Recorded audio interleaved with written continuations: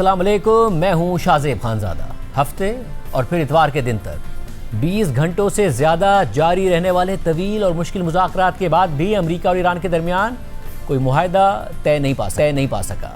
हफ्ते को पाकिस्तान में अमेरिका और ईरान के दरमियान अहम मुज़ाकरात होने थे और इसीलिए जुमे के दिन दुनिया भर की स्टॉक मार्केट्स ऊपर और तेल और गैस की कीमतें नीचे जाकर बंद हुई, क्योंकि दुनिया को ये उम्मीद थी कि पाकिस्तान की कोशिशों से कायम या आर्जी जंगबंदी एक मुस्तकिल जंगबंदी की शक्ल इख्तियार कर सकती है, जिसके नतीजे में मार्केट्स संभल जाएंगी। मगर ट्रंप इंतजामिया ने ऐलान कर दिया कि मुस्तकिल जंगबंदी का कोई मुआहदा नहीं हुआ और फिर सदर ट्रंप ने ऐलान कर दिया कि वो ईरान के गिर्द नेवल ब्लॉकेड लगा रहे हैं, जिसके बाद मार्केट्स में फिर से हलचल मच गई और आज दुनिया की स्टॉक मार्केट्स नीचे और तेल और गैस की कीमतें ऊपर चली गई। ऐसे में अब भी पाकिस्तान की जानिब से किसी मुमकिन मुआहदे के लिए कोशिशें जारी हैं और खबरों के मुताबिक पाकिस्तान, तुर्की और मिस्र इन दोनों ममालिक के दरमियान मामलात को हल कराने के लिए अपनी सिफारती कोशिशें जारी रखे हुए हैं और तमाम फरीक़ैन का मानना है कि अमेरिका और ईरान के दरमियान मुआहदा अब भी मुमकिन है। इस सारी सूरत हाल में अमेरिकी सदर ट्रंप की नई धमकी के बाद तकरीबन 3 घंटे पहले पाकिस्तानी वक्त के मुताबिक आज शाम 7 बजे के बाद अमरीकी अफवाज ने स्ट्रेट ऑफ हुर्मुज़ पर नेवल ब्लॉकेड लगा दिया है। इसका मतलब यह है कि जैसे ईरान स्ट्रेट ऑफ हुर्मुज़ से दुनिया भर के ममालिक के लिए जाने वाले अरब ममालिक के तेल और गैस को रोक रहा था, जाने नहीं दे रहा था, वैसे ही अब अमरीका इस रास्ते पर कंट्रोल सख्त करके ईरान से दुनिया को जाने वाले तेल और गैस को रोकेगा। इस सूरत हाल पर ईरान की जानिब से भी सख्त रद्द-ए-अमल सामने आ रहा है और कशीदगी में इजाफा हो रहा है और ये ख़तरा भी है कि कहीं अमेरिका और चीन इस सारी सूरत हाल में आमने सामने ना आ जाए, क्योंकि ईरान का ज़्यादा तेल तो चीन ख़रीदता है। इस हवाले से अहम तफसीलात आपके सामने रखेंगे कि अमेरिका के इस इक़दाम से दुनिया भर में तेल की बढ़ती हुई किल्लत पर मज़ीद क्या असरात पड़ेंगे और मज़ीद कौन कौन से ममालिक इस तनाज़े में शामिल हो सकते हैं। मगर पहले मुज़ाकरात के हवाले से आपको बता दें कि पाकिस्तान अब भी अमेरिका और ईरान के दरमियान किसी मुआहदे के लिए पुरुमीद है और हमारे ज़राए के मुताबिक पाकिस्तान की कोशिश है कि 21 अप्रैल को इस आर्जी जंग बंदी के खात्मे से पहले दोनों फरीक़ैन के दरमियान मुज़ाकरात का और दौर हो जाए और इस हवाले से उम्मीद भी है कि ऐसा हो जाएगा। जबकि अमरीकी न्यूज़ वेबसाइट एक्सियोस ने मुज़ाकरात के हवाले से लिखा है कि एक इलाकाई सोर्स और एक अमरीकी ओहदेदार के मुताबिक पाकिस्तान, मिस्र और तुर्की के सालिस आने वाले दिनों में अमरीका और ईरान के साथ मुज़ाकरात जारी रखेंगे ताकि बाकी इख्तिलाफ़ात को कम किया जा सके और जंग ख़त्म करने के लिए मुआहदा किया जा सके। और आम बात यह है कि तमाम फरीक अब भी समझते हैं कि एक मुआहदा मुमकिन है और सालिसों को उम्मीद है कि इख्तिलाफ़ात कम करके 21 अप्रैल को आर्जी जंगबंदी ख़त्म होने से पहले मुज़ाकरात का एक और दौर हो सकता है। जबकि ज़राए के मुताबिक सदर ट्रंप इस बात पर भी गौर कर रहे हैं कि अगर अमेरिका के नेवल ब्लॉकेट से भी ईरान अपना रवैया नहीं बदलता तो ईरान पर दोबारा हमले शुरू कर दिए जाएं और इन नए हमलों के मुमकिन अहदाफ में वो इंफ्रास्ट्रक्चर भी शामिल हो सकता है जिस पर ट्रंप ने जंगबंदी से पहले हमलों की धमकी दी थी, यानी पावर प्लांट्स पर हमले। एक अमरीकी ओहदेदार के मुताबिक ईरान के गिर्द नेवल ब्लॉकेड और पाकिस्तान में जारी मुज़ाकरात से वापसी अमरीका की मुज़ाकराती हिकमत अमली का हिस्सा है। अमरीकी ओहदेदार का मजीद कहना है कि सदर ट्रंप चाहते हैं कि ईरान स्ट्रेट ऑफ हुर्मुज़ को मुज़ाकरात में प्रेशर टूल के तौर पर इस्तेमाल ना कर सके। रिपोर्ट में मजीद लिखा है कि एक इलाकाई सोर्स के मुताबिक मुज़ाकरात में मुकम्मल डेडलॉक नहीं है और दरवाज़ा अभी बंद नहीं हुआ है। दोनों तरफ से सौदेबाजी की जा रही है, ये एक बाजार है।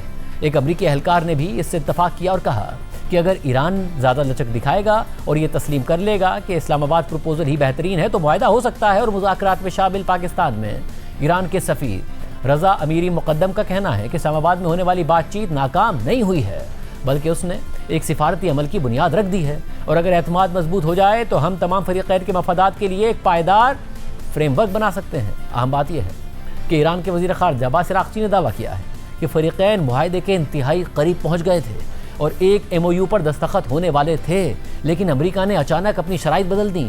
ताहम एक्सियोस के मुताबिक अमरीकी हुक्काम और इलाकाई ज़राए ने इस दावे की तस्दीक नहीं की, लेकिन ये ज़रूर कहा कि पेशरफ्त हुई है। इस सारी सूरत हाल में ज़राए के मुताबिक इतवार को तुर्की और मिस्र के वज़राए ख़ारजा ने पाकिस्तान में अपने हम मनसब इसहाक डार के साथ रब्ता किया।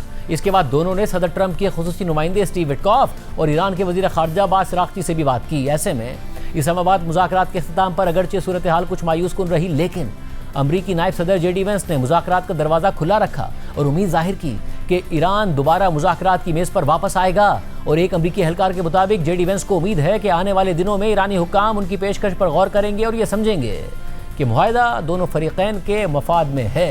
इस सारी सूरत हाल में आज इसराइली वज़ीर आज़म नेतन्याहू ने अपनी काबीना से बात करते हुए कहा है कि इस्लामाबाद में मुज़ाकरात से वापसी के बाद अमरीकी सदर जेडी वेंस ने अपने तैयारे से उन्हें फ़ोन करके मुज़ाकरात की तफसीलात से आगाह किया। नेतन्याहू ने कहा कि अमरीका ने मुज़ाकरात उस वक्त ख़त्म किए कि जब ये नतीजा निकला कि ईरान ने जंगबंदी की खिलाफवर्जी की है और स्ट्रेट ऑफ हुर्मुज़ को दोबारा नहीं खोला है। नेतन्याहू के मुताबिक जेडी वेंस ने उन्हें बताया कि असल रुकावट यह है कि ईरान से तमाम अफजूदा यूरेनियम को निकाला जाए और ईरान के पास आने वाले सालों में ही नहीं बल्कि मुमकिन है कि दहाइयों तक अफजूदगी की इजाज़त ना हो। अहम बात यह है कि अमरीका नेतन्याहू को हर पेशरफ से मुसलसल आगाह कर रहा है, मगर नेतन्याहू की हरदर्मी और जंगी जुनून ही है जिसकी वजह से जंगबंदी में मुसलसल रुकावटें सामने आ रही हैं। और इसकी एक मिसाल जंगबंदी के बावजूद लबनान में इसराइल के वहशियाना हमले हैं। हता के नेतन्याहू कल खुद जनूबी लबनान में इसराइली फौजियों के साथ मौजूद थे। लबनान में इसराइली हमलों की तफसीलात प्रोग्राम में आगे चलकर आपके सामने रखेंगे, मगर नाजरीन पहले आपके सामने अमरीकी सदर ट्रंप की ईरान के नेवल ब्लॉकेड की तफसीलात रखते हैं। क्योंकि नाजरीन,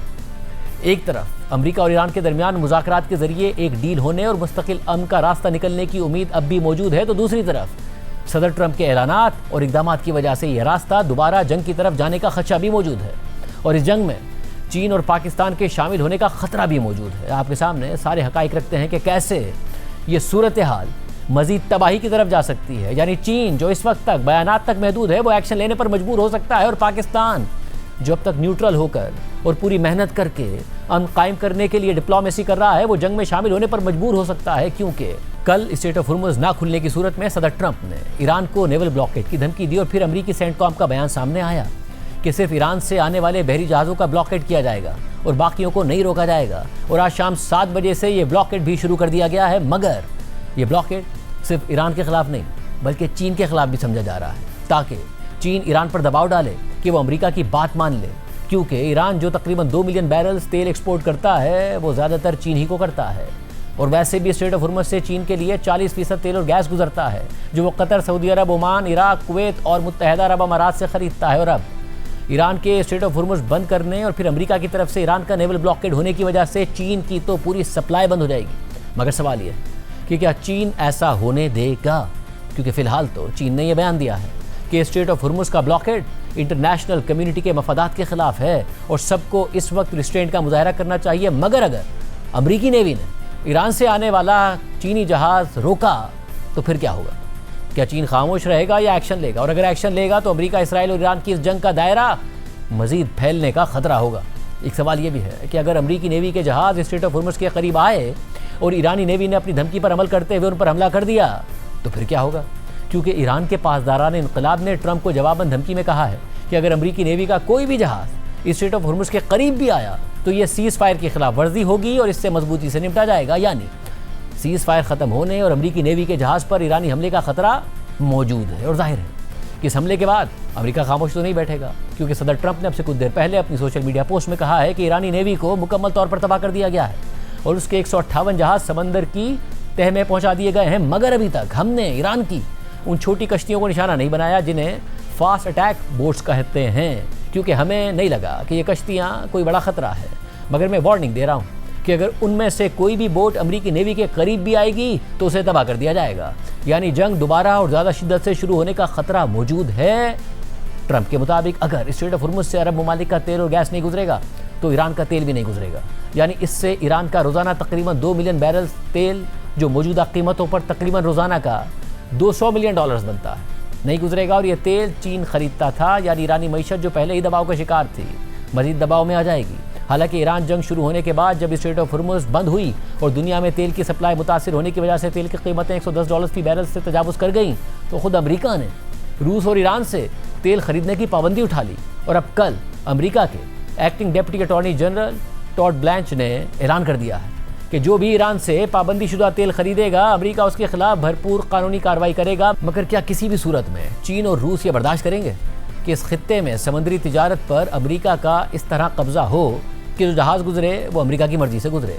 यानी सदर ट्रंप ने सदर बनने के बाद ग्लोबल ट्रेड और रूल बेस्ड ऑर्डर को हिलाकर रख दिया और इस ऑर्डर में दुनिया भर के समंदरों में आज़ाद तिजारत भी शामिल थी और ये आज़ाद तिजारत यकीनी बनाने में अमरीका का बहुत बड़ा किरदार था। और अब ईरान जंग के बाद उसी अमरीका का समंदर में आज़ाद तिजारत को ब्लॉक करने में सबसे बड़ा किरदार नजर आ रहा है। पहले ईरान ने स्ट्रेट ऑफ हुर्मुज़ बंद की और अब ईरान से स्ट्रेट ऑफ हुर्मुज़ खुलवाने के लिए सदर ट्रंप ने उसे मज़ीद बंद कर दिया है। यानी पहले बैनुल-अक़वामी मार्केट से स्ट्रेट ऑफ हुर्मुज़ से कुवैत, कतर, इराक, मुत्तहदा अरब अमारात और सऊदी अरब का तेल और गैस गायब था और अब ईरान का तकरीबन 2 मिलियन बैरल्स भी गायब हो जाएगा। यानी तेल की सप्लाई को और मुतासिर कर दिया गया है, जिससे बैनुल-अक़वामी मार्केट में तेल की कीमतों में आज खुलते ही 10% का इजाफा देखने में आया। और अब ट्रंप चीन से कह रहे हैं कि अगर आपको तेल लेना है तो अपने जहाज़ वेनेजुएला भेज दो या अमेरिका भेज दो, क्योंकि हमारे पास बहुत तेल है। कल रात को अमेरिकी सदर ट्रंप ने मीडिया से बात करते हुए कहा कि बहुत से जहाज़ हमारे मुल्क की तरफ आ रहे हैं ताकि अमेरिका से तेल भर कर ले जाएं। हमारे पास रूस और सऊदी अरब दोनों से मिलाकर भी ज़्यादा तेल है और हमें आबनाए हुर्मुज़ से गुजरने की ज़रूरत भी नहीं पड़ती। There are many boats heading toward our country to fill up with oil and then go and take it. So they're not going to go through the Hormuz Strait. And ultimately that'll be corrected. But in the meantime, they're using us. We have more oil because of drill baby drill. We have more oil than Russia and Saudi Arabia put together. So if you look at Russia and Saudi Arabia, two big ones, we have much more oil than they have put together. And what's happening is boats are coming over here, filling up. We don't have to go through the Hormuz. यानी इस वक्त भी सदर Trump को यह फिक्र नहीं है कि अरब इत्तेहादियों का तेल और गैस कैसे बिकेगा, बल्कि अपने दोस्त ममालिक के नुकसान में भी मुनाफा कमाने की कोशिश कर रहे हैं सदर ट्रंप। नाज़रीन, फिलहाल तो चीन के पास 1.2 अरब बैरल्स के स्ट्रेटेजिक रिजर्व्स हैं, जो उसकी 3 से 4 महीने की ज़रूरत के लिए काफ़ी हैं। और चीन रूस से भी पहले से ज़्यादा तेल खरीद रहा है। मगर सवाल यह है कि अगर ईरान जंग और स्ट्रेट ऑफ हुर्मुज़ की बंदिश तवील होती गई तो फिर क्या होगा और चीन क्या करेगा। दिलचस्प बात यह है कि स्ट्रेट ऑफ हुर्मुज़ कई दहाइयों से अमेरिका और ईरान के दरमियान एक म्यूचुअल डेटरेंस का काम करती थी। यानी ईरान ने स्ट्रेट ऑफ हुर्मुज़ माजी में इसलिए बंद नहीं की कि कहीं उसके नतीजे में अमेरिका हमला ना कर दे, और अमेरिका ने इसलिए हमला नहीं किया कि कहीं उसके नतीजे में ईरान स्ट्रेट ऑफ हुर्मुज़ को बंद ना कर दे। और फिर ट्रंप ने नेतन्याहू के कहने पर ईरान पर हमला कर दिया और ईरान ने स्ट्रेट ऑफ हुर्मुज़ को बंद कर दिया। और अब अमेरिका और ईरान के दरमियान मुकाबला हो रहा है कि कौन स्ट्रेट ऑफ हुर्मुज़ को ज़्यादा बंद कर सकता है। मगर क्या बात यहीं रुक जाएगी, क्योंकि अरब ममालिक में कतर और कुवैत का सारा तेल और गैस स्ट्रेट ऑफ हुर्मुज़ से ही गुजरता है और गुजर सकता है। मगर सऊदी अरब और मुत्तहदा अरब अमारात के पास मुतबादिल रास्ता है। सऊदी अरब ने अपने मुल्क में 850 किलोमीटर तवील नॉर्थ साउथ पाइपलाइन बनाकर रेड सी में अपनी यानबू पोर्ट तक तेल पहुंचाने का रास्ता निकाला है। Saudi Arab straight of Hormuz से रोज़ाना 10 मिलियन बैरल्स तेल सप्लाई करता था, और अभी गुज़िश्ता हफ्ते सऊदी अरब ने ऐलान किया कि वो अब रेड सी में अपनी यानबू पोर्ट से 7 मिलियन बैरल्स तेल सप्लाई कर रहा है। इसी तरह मुत्तहदा अरब अमारात ने भी स्ट्रेट ऑफ हुर्मुज़ को बाईपास करने के लिए अपने मुल्क में फुजेरा पोर्ट तक 380 किलोमीटर तक की पाइपलाइन बिछाई है। और जंग से पहले मुत्तहदा अरब अमारात स्ट्रेट ऑफ हुर्मुज़ से रोज़ाना तकरीबन 3 मिलियन बैरल्स तेल सप्लाई करता था, और फुजेरा पोर्ट से उसके पास तकरीबन 15 लाख बैरल्स तेल सप्लाई करने की सलाहियत है। और ईरान जंग के बाद क्योंकि तेल की कीमतें बहुत बढ़ गई हैं, तो सऊदी अरब और मुत्तहदा अरब अमारात की सप्लाई में कमी का नुकसान कीमतों में इजाफे से तकरीबन पूरा हो जाएगा। मगर यहाँ एक मसला है, और वो ये है कि क्या ईरान ये बर्दाश्त कर लेगा कि अमरीकी ब्लॉकेड की वजह से उसका एक बैरल भी तेल ना बिके और सऊदी अरब और मुत्तहदा अरब अमारात मुतबादिल रास्ते से तेल बेचकर डॉलर्स कमाते रहें। क्योंकि 28 फरवरी को जंग शुरू होने के बाद भी ईरान ने मुत्तहदा अरब अमारात की फुजेरा पोर्ट और सऊदी अरब की यानबू पोर्ट पर हमले करके उनकी तेल की सप्लाई मुतासिर करने की कोशिश की, और वो मुतासिर हुई भी थी। तो अब नेवल ब्लॉकेड के बाद ईरान क्या करेगा। दूसरी तरफ ईरान की प्रॉक्सी यमन के हौसी बागी, जो नवंबर से कोई हमले नहीं कर रहे थे, उन्होंने ईरान जंग के बाद इसराइल पर हमले भी किए और ये दावा भी किया कि वो ये हमले ईरान के साथ मुकम्मल कोऑर्डिनेशन के साथ कर रहे हैं। और ये भी वाज़ेह हो कि ये हौसी बागी माजी में रेड सी से गुजरने वाले समुद्री जहाज़ों पर भी हमले करते रहे हैं। तो फिर सवाल ये है कि क्या हौसी बागी रेड सी में सऊदी अरब के तेल के जहाज़ों पर हमले नहीं करेंगे। अगर अरेबियन सी में स्ट्रेट ऑफ हुर्मुज़ बंद है, तो क्या ये हौसी बागी रेड सी में बाबुल मंदब के रास्ते को बंद करने की कोशिश नहीं करेंगे। ईरानी मीडिया के मुताबिक ईरानी हुकूमत ये कह रही है कि अगर सदर ट्रंप स्ट्रेट ऑफ हुर्मुज़ को बंद करेंगे तो वो बाबुल मंदब को भी खो देंगे। अब बाबुल मंदब रेड सी में वो गुजरगाह है जहाँ से दुनिया की 12% समुद्री तिजारत होती है, और ये यमन और अरेबियन पेनिनसुला के दरमियान एक बारीक समुद्री रास्ता है। और अगर स्ट्रेट ऑफ हुर्मुज़ के साथ बाबुल मंदब भी बंद हुआ तो बैनुल-अक़वामी मार्केट से तेल की सप्लाई और कम हो जाएगी और कीमतें मज़ीद आसमान को पहुँच जाएंगी। और एक और संजीदा मामला यह है नाज़रीन कि पाकिस्तान, जिसका सऊदी अरब के साथ दिफाई मुआहदा है, वो इस सूरत में क्या करेगा। अब तक पाकिस्तान ने न्यूट्रल किरदार अदा किया है। अमेरिका और ईरान दोनों ने पाकिस्तान पर एतमाद का भी इजहार किया है और पाकिस्तान के किरदार की तारीफ भी की है। पाकिस्तान ने ईरान पर इसराइल और अमेरिका के हमलों की मजम्मत की और ईरान के अरब ममालिक पर हमलों की भी मजम्मत की, और साथ ही सऊदी अरब और ईरान के दरमियान शटल डिप्लोमेसी करके सऊदी अरब पर ईरान के हमले भी पाकिस्तान ने रुकवाए, और सऊदी अरब ने ये गारंटी भी दी कि वो अपनी सरजमीन भी ईरान के खिलाफ इस्तेमाल नहीं होने देगा। मगर नाज़रीन, 11 अप्रैल को सऊदी अरब की वज़ारत दिफा ने यह ऐलान किया कि पाकिस्तान की मिलिट्री फोर्स और फाइटर तैयारे सऊदी अरब की किंग अब्दुल अजीज़ एयरबेस पर पहुंच चुके हैं, और वो भी पाकिस्तान और सऊदी अरब के दरमियान ज्वाइंट स्ट्रेटेजिक डिफेंस एग्रीमेंट के तहत। यानी अगर ईरान ने सऊदी अरब पर हमला कर दिया तो पाकिस्तान भी सऊदी अरब का साथ देगा। यानी नाज़रीन, मुज़ाकरात को आगे बढ़ाकर डील के ज़रिए ही रास्ता निकालना अमेरिका, ईरान और सारी दुनिया के लिए बेहतर है, वरना दुनिया में तबाही ही तबाही होगी। क्योंकि सदर ट्रंप दावा तो कर रहे हैं कि अमेरिकी नेवी स्ट्रेट ऑफ हुर्मुज़ में बिछाई गई ईरान की बारूदी माइंस क्लियर कर देगी, मगर अगर वो ऐसा कर भी दे और ईरान फिर भी दावा करे कि उसने मज़ीद नेवल माइंस बिछा दी हैं या नेवल माइंस क्लियर नहीं हुई हैं और असल में ऐसा ना भी हो, तो भी दुनिया में कौन सी शिप कंपनी है जो सदर ट्रंप की बात पर यकीन करके ये रिस्क लेगी और अपना जहाज़ स्ट्रेट ऑफ हुर्मुज़ से गुजारेगी? दुनिया की कौन सी इंश्योरेंस कंपनी है जो इस जहाज़ को इंश्योर करेगी और अगर करेगी तो इतना महंगा प्रीमियम चार्ज करेगी कि उससे तेल और गैस की कीमतें और दीगर अशिया की कीमतें और बढ़ जाएंगी? और ट्रंप ये कह तो रहे हैं कि जिसे तेल ख़रीदना है वो अमेरिका से ख़रीद ले, मगर अगर एशिया के ममालिक मशरिक़ वस्ता की जगह अमेरिका से तेल खरीदेंगे तो जो तेल अरब ममालिक से 15 से 20 दिन में आता है वो अमेरिका से 40 से 50 दिन में आएगा। यानी दुगने से ज़्यादा सफ़र होगा तो दुगने से ज़्यादा जहाज़ भी दरकार होंगे, मगर इतने जहाज़ तो दुनिया में दस्तयाब ही नहीं है। जबकि अमेरिका के पास 4 से 5 मिलियन बैरल्स तेल एक्सपोर्ट करने की सलाहियत है, जबकि कमी इससे कई गुना ज़्यादा है। यानी स्ट्रेट ऑफ हुर्मुज़ खुले बगैर दुनिया में तेल और गैस की कमी पूरी होने का कोई रास्ता नहीं है और मुज़ाकरात के अलावा स्ट्रेट ऑफ हुर्मुज़ खुलने का भी कोई इम्कान नहीं है। मुज़ाकरात के हवाले से अब भी उम्मीदें बरकरार हैं। ईरान और पाकिस्तान में पस पर्दा क्या चल रहा है, आम तफसीलात बताने के लिए हमारे साथ वाशिंगटन से सीनियर सहाफ़ी इदरीस अली और इस्लामाबाद से कामरान यूसुफ मौजूद है। आप दोनों का बहुत शुक्रिया। इदरीस, पहले आप बताइएगा, ज़ाहिर नेवल ब्लॉकेड शुरू हो गया है। अब ट्रंप का तो ये मौक़िफ़ है कि अगर ईरान किसी और का जहाज़ नहीं गुजरने देगा तो हम ईरान का जहाज़ नहीं गुजरने देंगे। अमेरिका में किस तरह देखा जा रहा है इसको, क्योंकि ज़ाहिर ईरान से ज़्यादातर चीन तेल खरीदता है, उनके जहाज़ गुजरते हैं, क्या होगा आगे, किस तरीके से देखा जा रहा है? देखिए, जो आपने नाकाबंदी की बात की है जो यूएस ने कल अनाउंस किया है, ये एक अभी के लिए तो थियोरेटिकल एक्सरसाइज है, क्योंकि जो वेसल हैं, जो जहाज़ हैं ऑयल के, जो ईरान के पोर्ट से जा रहे हैं, आई थिंक वो काफ़ी हद तक डिटर हो चुके हैं। तो उनको पता है कि अगर कोशिश करेंगे तो शायद इंटरडिक्ट हो, शायद उनको मिसल लग जाए। तो अभी तक जो हमने देखा है कोई ट्राई नहीं कर रहा। तो आई थिंक ये एक सिचुएशन में आ गए हैं कि देखा जाएगा कि कोई चाइनीज़ वेसल अगर जो उनको जाने देगी या नहीं, क्योंकि ईरान खुद अपना शायद ऑयल ना भेजे, मगर उनको लगे कि चाइना के थ्रू या रशियन कोई टैंकर हो उसके थ्रू जाने पड़े, और फिर जो बॉल है वो ट्रंप और यूएस के कोर्ट में आ जाएगी। क्या वो एक चीनी या रूस के जहाज के पीछे जाएंगे या नहीं? और कामरान, आप किस तरह देख रहे हैं कि 21 अप्रैल तक ये उम्मीद है अभी भी इस्लामाबाद में पाई जाती है कि एक और मुज़ाकरात का दौर हो जाए, बात यहाँ तक ना चली जाए कि चीन भी इस जंग में इन्वॉल्व हो जाए? बिल्कुल, I think more than a hope, और बिल्कुल रिन्यूड एफर्ट्स हो रही हैं इस वक्त मल्टीपल फ्रंट्स के ऊपर, क्योंकि बड़ी खबर तो जैसे यही नेवल ब्लॉकेड की आ रही है और ईरान की तरफ से रिटेलिएशन की धमकी है, मेरे ख्याल में जो उससे बड़ी स्टोरी है समवेयर एल्स डेवलप हो रही है। और इस वक्त पाकिस्तान समेत जो रीजन के बाकी ममालिक हैं सर तोड़ कोशिश कर रहे हैं कि जो इस्लामाबाद में मुज़ाकरात हुए थे, ऑलमोस्ट एक फ्रेमवर्क के ऊपर एग्रीमेंट होते होते रह गया था और उसको रिवाइव किया जाए। आज प्राइम मिनिस्टर ने भी इसी तरह का स्टेटमेंट दिया कि कुछ रुकावटें हैं उनको दूर करने की कोशिश की जा रही है।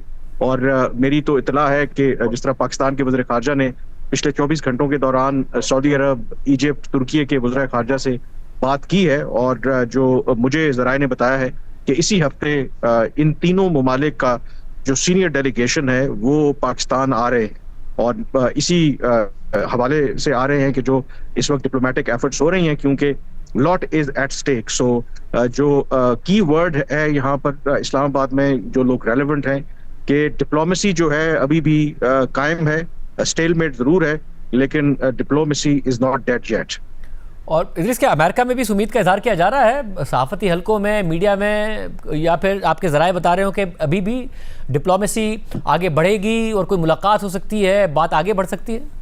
एक तो ये है कि ऑप्टिमिज्म डीसी में, वाशिंगटन में, पेंटागन में, स्टेट डिपार्टमेंट और व्हाइट हाउस में काफ़ी कम हो चुकी है, क्योंकि उनको लग रहा था कि जब ये इस्लामाबाद अभी चंद दिनों पहले जो गए थे कि उसमें कोई मेमोरेंडम ऑफ अंडरस्टैंडिंग, कोई बेसिक डॉक्यूमेंट एग्री हो जाए, और जब वो नहीं हुआ तो I think vice president JD Vance की जो बातों से लग रहा था कि वो काफ़ी डिफ्लेट हुए थे। तो मेरे ख्याल से यही सेंटिमेंट एक वाशिंगटन में आजकल तो चल रहा है, सहाफ़ी सर्कल में भी, पेंटागन में भी, और सारे जो इनके एजेंसीज है। मगर देखें, एक बंदे पे ये डिपेंड करता है, चाहे कोई और कंट्री अग्री कर ले नहीं कर ले, और वो प्रेसिडेंट ट्रंप है। और हमने जो देखा है कि कभी कभार लगता है कि वो जंग के मूड में होते हैं, कभी कभार बातचीत के मूड में होता है। तो मेरे ख्याल से यही होगा कि जिस दिन या जिस टाइम पे उनका मूड डिपेंड हो, उसी पे देखा जाएगा कि ये मुज़ाकरात ख़त्म हो सकते हैं या जारी रहेंगे। और कामरान ये बताइएगा कि ज़रा अब्बास अराग़ची ने तो कहा कि MOU तक बात पहुंच गई थी। ये तो यानी कि इतनी बड़ी डेवलपमेंट होती कि दो ममालिक कोई 4 दहाइयों बाद एक दूसरे के सामने बैठे और एक मीटिंग में इस्लामाबाद में इतनी बड़ी डेवलपमेंट हो जाती, मगर वो ज़ाहिर अमेरिका पर रिस्पॉन्सिबिलिटी डाल रहे हैं, अमेरिका ईरान पर रिस्पॉन्सिबिलिटी डाल रहा है। क्या बताते हैं ज़रा, क्या मामला हुआ? देखिए, जाहिर है दोनों तरफ का एक क्लेम और काउंटर क्लेम है। जो मेरे पास मालूमात है, जाहिर है कि बहुत मुश्किल से ये मालूमात इकट्ठा करना, 2 दिन मैं इस पे काम करता रहा। तो जब बताया जा रहा है कि मुज़ाकरात का आगाज हुआ, तो जो ईरान की साइड थी वो जरा ज्यादा रिजिड थी, उन्होंने इतनी लचक नहीं दिखाई। लेकिन जैसे जैसे मुज़ाकरात आगे बढ़े तो जो ईरान के रवैये में थोड़ी तब्दीली आई, वो थोड़े ज्यादा फ्लेक्सिबल नजर आए। और इनिशियली जो बताया जा रहा है कि अमेरिका की तरफ से फ्लेक्सिबिलिटी शो की गई, लेकिन जैसे ही मामलात जो हैं, जैसे ईरान के वज़ीर ख़ारजा ने भी कहा कि MOU की तरफ जा रही थी, तो वहां पर जो ज़राए ने बताया कि अमेरिका ने अपना जो स्टांस है वो हार्डन कर लिया। और JD वैंस ने जो जिक्र किया न्यूक्लियर प्रोग्राम से मुतालिक, वो फर्म गारंटीज देने के लिए जो ईरानी हुकाम थे वो तैयार नहीं थे। और अमेरिकी मीडिया भी रिपोर्ट कर रहा है, और यहाँ पर भी जो रेलेवेंट लोग हैं उसकी तस्दीक भी कर रहे हैं कि शायद वो एक नुक्ता था बड़ा अहम, और उसमें बुनियादी तौर पर जो अमेरिका है वो एक ब्लैंकेट एश्योरेंस चाह रहा था। एक तो जो ऑलरेडी इनरिच यूरेनियम है उससे वो दस्तबरदार हो ईरान जो है, और दूसरा जो मिनिमम थ्रेश होल्ड है या सिविलियन न्यूक्लियर प्रोग्राम के लिए जो इनरिच करते हैं यूरेनियम ईरान, वो जीरो पर ले आए, और अगले शायद 15-20 सालों तक वो कमिटमेंट करें कि वो इस तरह का कोई स्टेप नहीं लेंगे कि जो यूरेनियम इनरिचमेंट की तरफ जाए। वो शायद एक नुक्ता था कि जहां पर बात आगे नहीं बढ़ सकी। और एक और जो नुक्ता जिस पर अमेरिकी जो डेलीगेशन था उसको कंसर्न्स थे कि जो सीज फायर आर्जी तौर पर पाकिस्तान ने करवाई थी, उसकी एक जो शिक थी कि स्ट्रेट ऑफ हॉर्मुज़ को दोबारा खोला जाएगा।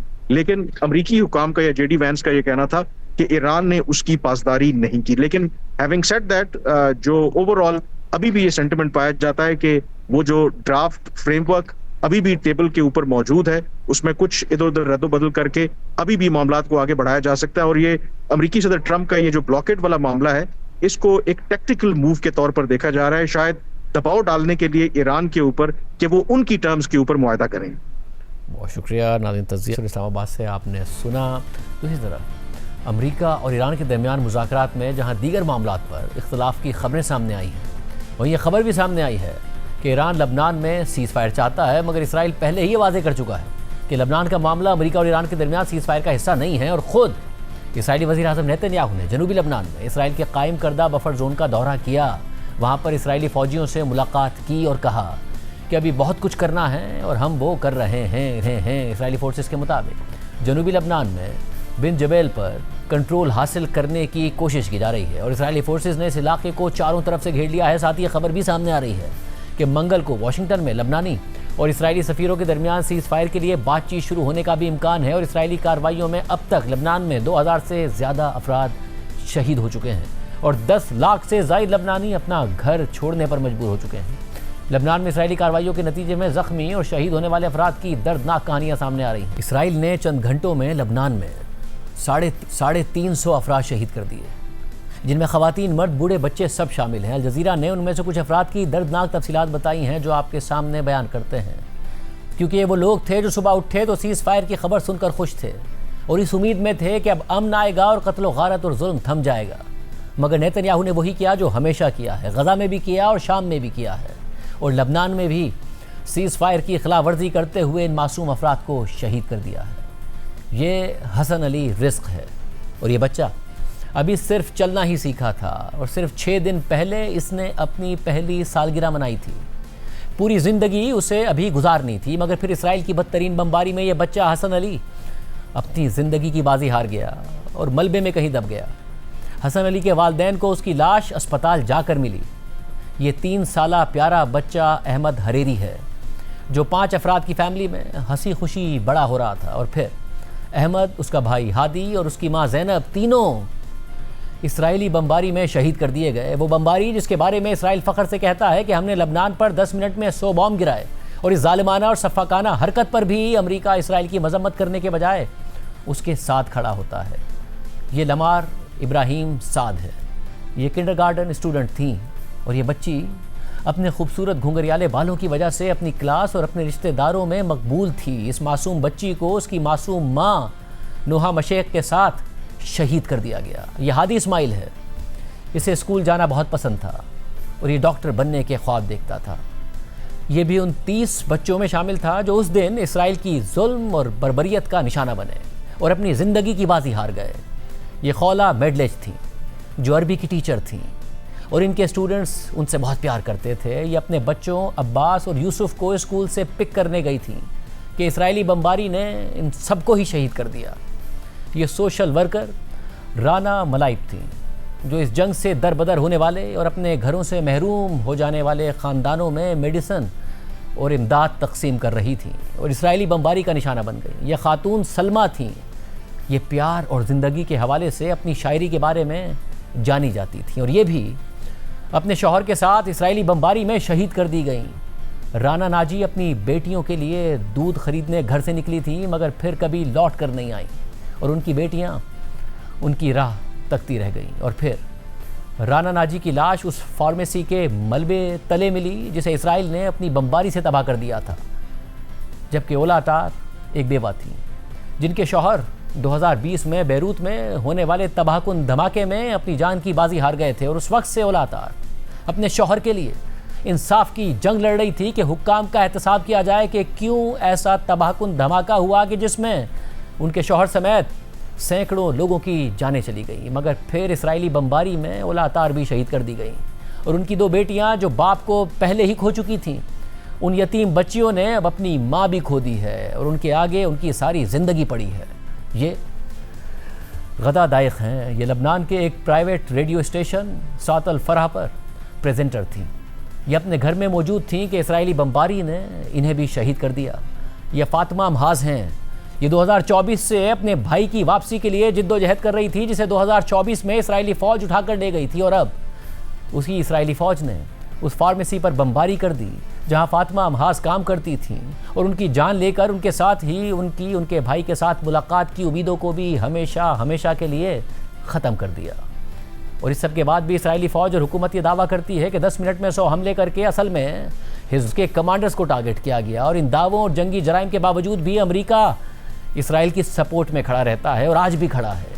लबनानी ऑफिशियल्स के मुताबिक इसराइल 2 मार्च से अब तक लबनान में 2000 से ज़ायद अफराद को मार चुका है। दूसरी जानिब रूस और चीन के हवाले से पहले भी खबरें आती रही हैं कि उन्होंने अमरीकी और इसराइली हमलों के ख़िलाफ़ ईरान की फ़ौजी मदद की है और दोनों ममालिक के हवाले से ये खबरें भी सामने आईं कि ईरान की तरफ से ख़ित्ते में मौजूद 13 अमरीकी बेसिस को इंतहाई दुरुस्ती से यानी प्रिसिशन से निशाना बनाने की वजह यह है कि चीन और रूस ईरान को अपनी सैटेलाइट्स के ज़रिए डेटा फराहम कर रहे हैं जिससे ईरानी मिसाइल्स और ड्रोन्स इंतहाई प्रिसिशन के साथ अपने अहदाफ को निशाना बना रहे हैं। और अब अमरीकी मीडिया दावा कर रहा है कि जंगबंदी के हालिया अरसे में चीन ईरान की फ़ौजी मदद की कोशिश कर रहा है जिस पर अमरीकी सदर ट्रंप ने चीन को 50% टैरिफ लगाने की धमकी दी है। CNN ने अमरीकी इंटेलिजेंस ज़राए के हवाले से लिखा है कि चीन जंगबंदी के बाद और दौरान ईरान को असलहा भेजने की तैयारी कर रहा है। रिपोर्ट के मुताबिक हालिया इंटेलिजेंस मालूमात से वाकिफ़ 3 अफराद का कहना है कि चीन आइंदा चंद हफ्तों में ईरान को नए फ़िज़ाई दिफाई सिस्टम्स फराहम करने की तैयारी कर रहा है।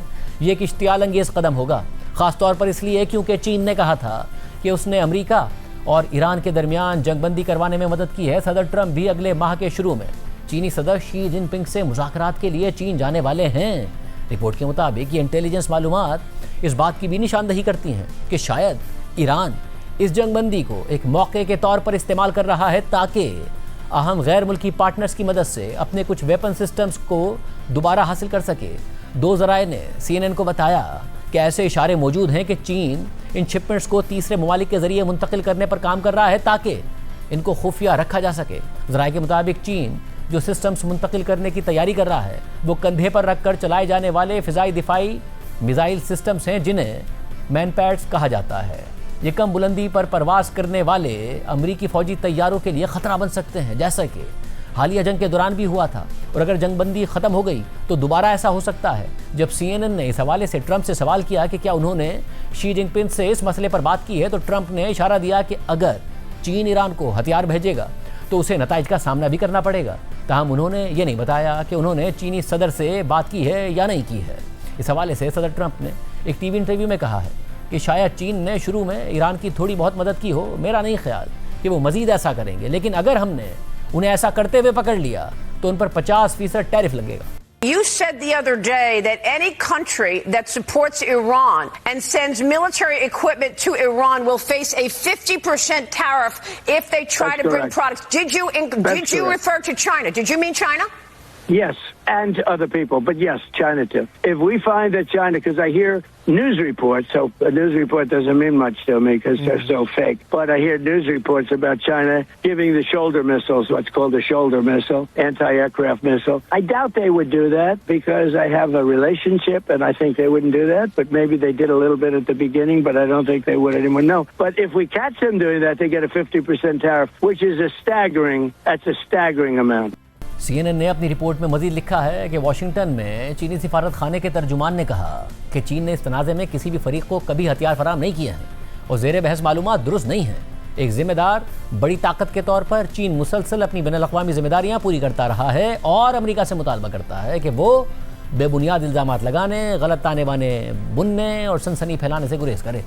जब से अमेरिका, इसराइल और ईरान की जंग शुरू हुई है, चीन जंग बंदी और तनाज़े के खात्मे के लिए काम कर रहा है। CNN के मुताबिक ट्रंप ने गुज़िश्ता पीर को एक न्यूज़ कॉन्फ्रेंस के दौरान इशारा दिया था कि ईरान की फ़िज़ाओं में गुज़िश्ता दिनों मार गिराया जाने वाला F-15 लड़ाका तैयारा एक हाथ से कंधे पर रखकर दागे जाने वाले मिसाइल से निशाना बनाया गया था, जो हीट यानी हरारत तलाश करते हुए आगे बढ़ता है और अपने टारगेट को निशाना बनाता है। जबकि ईरान ने कहा था कि उसने एक नए फ़िज़ाई दिफाई निज़ाम का इस्तेमाल करते हुए तैयारे को मार गिराया था। ताहम मज़ीद तफसीलात फराहम नहीं की गई थी। ये वाज़ेह नहीं है कि वो निज़ाम चीनी साख्ता था या नहीं था। CNN के मुताबिक अमेरिका और इसराइल की जानिब से जंग छेड़े जाने के बाद ईरान को ऐसे हथियार भेजना चीन की जानिब से ईरान की हिमायत में इजाफा समझा जाएगा। ज़राए के मुताबिक चीनी कंपनियां ईरान को पाबंदियों के बावजूद दोहरे इस्तेमाल की टेक्नोलॉजी फराहम करती रही हैं, जिससे ईरान को हथियार बनाने और अपनी नेविगेशन की सलाहियतों को बेहतर बनाने में मदद मिलती है। लेकिन अगर चीनी हुकूमत खुद बराह रास्त वेपन सिस्टम्स फराहम करे तो ये इमदाद का एक नया लेवल होगा। CNN के मुताबिक सदर ट्रंप की आइंदा माह बीजिंग में शी जिनपिंग से मुलाकात मुतवक्के है और व्हाइट हाउस ने यह भी कहा था कि जंग बंदी मुज़ाकरात के दौरान इसी हफ्ते अमेरिका और चीन के दरमियान आला सतह की बातचीत भी हुई थी। इंटेलिजेंस से वाकिफ एक सोर्स के मुताबिक चीन इस तनाज़े में खुलकर शामिल होकर ईरान को अमेरिका और इसराइल से बचाने में कोई ख़ास स्ट्रेटेजिक फ़ायदा नहीं देखता, क्योंकि वो जानता है कि अमेरिका ये जंग नहीं जीत सकता। इसके बजाय चीन खुद को ईरान का एक मुस्तकिल दोस्त जाहिर करने की कोशिश कर रहा है, जिसके तेल पर वो बहुत ज़्यादा इन्हिसार करता है, जबकि बज़ाहिर गैर जानिबदार रहकर वो जंग के बाद अपनी पोजीशन महफूज रखना चाहता है। CNN ने रिपोर्ट किया है कि रूस इस जंग के दौरान ईरानी हुकूमत को इंटेलिजेंस मालूमात फराहम करता रहा है, जिससे ईरान को मशरिक़ वस्ता में अमेरिकी फ़ौजियों और असासों को निशाना बनाने में मदद मिली है। जबकि दूसरी तरफ ईरान के खिलाफ जंग ने जहां अमेरिका के पुराने इत्तेहादियों को उससे दूर कर दिया है, वहीं खुद अमेरिका के अंदर भी सदर ट्रंप पर शदीद तनकीद हो रही है और सदर ट्रंप ना सिर्फ मुल्क के अंदर अपने मुखालफिन को अपने बयानात में निशाना बना रहे हैं, बल्कि नेटो जैसे मजबूत इत्तेहाद पर भी मुसलसल तनकीद कर रहे हैं। अब अपने इत्तेहादियों पर ज़बानी हमले करने के बाद सदर ट्रंप ने अपनी तोपों का रुख कैथोलिक ईसाइयों के रूहानी पेशवा पोप लियो की तरफ भी मोड़ दिया है, जिन्होंने जंग के मुकाबले में अमन की बात की थी। और अब सूरत हाल ये है कि अमरीकी सदर ट्रंप पोप लियो के खिलाफ हो गए हैं, जबकि ईरानी सदर मसूद पेज़ेश्कियान ने उनके हक में बयान दे दिया है और पोप लियो ने कह दिया है कि मुझे तनकीद की कोई परवाह नहीं है, मैं अमन की बात करता रहूँगा। ये बात वाज़ेह हो कि पोप लियो तारीख़ के पहले पोप हैं जो अमेरिका से ताल्लुक़ रखते हैं। हफ्ते के रोज़ पोप लियो ने वेटिकन सिटी में हफ्तावार दुआया खिताब किया और इस दौरान उन्होंने मशरिक़ वस्ता, यूक्रेन और सूडान में जंगबंदी का मुतालबा किया। उन्होंने कहा था कि खुदा का नाम भी मौत की बहस में घसीटा जा रहा है। जंग और ताकत का मुजाहरा अब बहुत हो गया है। Trascinato nei discorsi di morte persino il nome santo di Dio, il Dio della vita. Basta con l'idolatria di se stessi e del denaro, basta con l'esibizione della forza, basta con la guerra. Pope Leo का पैगाम बज़ाहिर Trump इंतजामिया के अहदेदारों के लिए था, जिन्होंने हालिया दिनों में अमरीकी फ़ौजी बढ़तरी पर फ़ख्र करते हुए ईरान के खिलाफ जंग को मजहबी बुनियादों पर जायज़ करार देने की कोशिश की। अमरीकी वज़ीर जंग पीट हेग्सेट ने अपने मसीही अक़ीदे का हवाला देते हुए अमरीका को एक मसीही कौम के तौर पर पेश किया था, जो अपने दुश्मनों को शिकस्त देने का हक़ रखती है। उन्होंने ईरान पर हमले को एक मुक़द्दस जंग करार दिया था, जो हज़रत ईसा के नाम पर लड़ी गई और यहाँ तक कि ईरान की जानिब से गिराए गए F-15 तैयारे के एक पायलट को बचाने के वाक़े को भी ऐसे अंदाज में बयान कर दिया जो क़यामत में हज़रत ईसा के दोबारा ज़िंदा होने से मुशाबहत रखता है। पोप लियो के इस बयान पर सदर ट्रंप भी खामोश नहीं रहे और जवाब में कह दिया कि मैं पोप लियो का बड़ा फ़ैन नहीं हूँ, उन्हें जुर्म पसंद है और वो ऐसे आदमी हैं जो जराइम को रोकने पर यकीन नहीं रखते। हम ऐसा पोप नहीं चाहते जो कहे कि जुर्म करना ठीक है।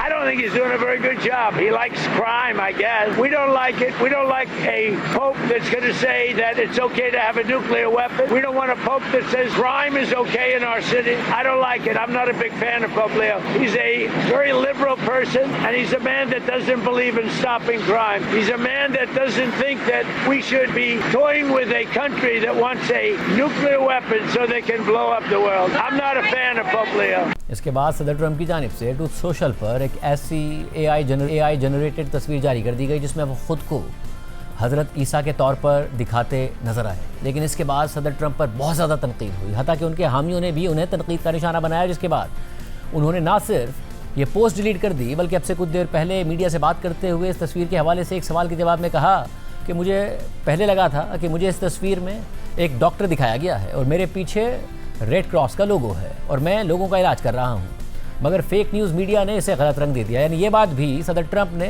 मीडिया पर डाल दी। इसके अलावा पोप लियो ने आज भी अपने मौक़िफ़ को दोहराया और कहा कि मैं नहीं समझता कि इंजील के पैगाम को इस तरह गलत इस्तेमाल किया जाना चाहिए जैसा कि कुछ लोग कर रहे हैं, और मैं अपनी बात बुलंद आवाज़ में कहता रहूँगा। बहुत से बेगुनाह लोग मारे जा रहे हैं और मेरा ख्याल है कि किसी ना किसी को खड़े होकर यह कहना होगा कि इससे बेहतर तरीक़ा भी मौजूद है। I basically said that the message of the church, my message, the message of the gospel, blessed are the peacemakers. I do not look at my role as being politician. I don't want to get into a debate with him. I don't think that the message of the gospel is meant to be abused in the way that some people are doing. And I will continue to speak out loudly against war, looking to promote peace, promoting dialogue and multilateral relationships among the states, to look for just solutions to problems. Too many people are suffering in the world today. Too many innocent people are being killed. And I think someone has to stand up and say, there's a better way to do this. Trump के बयानात और इक़दामात से बात यहाँ तक आ गई है कि ईरानी सदर मसूद पेज़ेश्कियान ने पोप लियो की हिमायत कर दी और एक्स पर पोस्ट में पोप लियो को मुखातिब करते हुए लिख दिया कि ईरान की अजीम कौम की जानिब से मैं आपके ख़िलाफ़ की गई तौहीन की मज़म्मत करता हूँ और ये ऐलान करता हूँ कि हज़रत ईसा जो अमन और भाईचारे के नबी हैं, उनकी बेहुरमती किसी भी आज़ाद इंसान के लिए काबिल कबूल नहीं है। मैं आपके लिए अल्लाह से इज़्ज़त और अज़मत की दुआ करता हूँ। प्रोग्राम में एक ब्रेक शामिल करते हैं।